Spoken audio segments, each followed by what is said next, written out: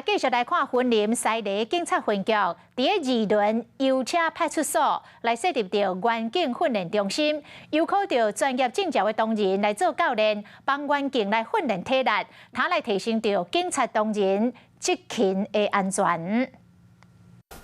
员警接受教练的指导，这是西里分局伫2轮油车派出所所设立的训练中心，由考到专业证照的警察同仁做教练。本身的爆发力是不够的，如果能够在短时间内逮捕到他的话，其实就会避免说在追捕过程中发生的其他意外，所以对本身同仁在勤务的过程中，或是本身的健康都是有帮助的。伊考到白了，找无所在通训练，加在分局长协助下，才创立这个训练中心。 考过证照不够，因为根本没有场地可以训练。然后，因为我们76分局长他本来以前他是柔道的专项运动员，所以他对肌力体能训练本来就有一定的了解。员警安全真要紧，希望讲透过日常训练，会维持伫上好的状态，面对各种的状况。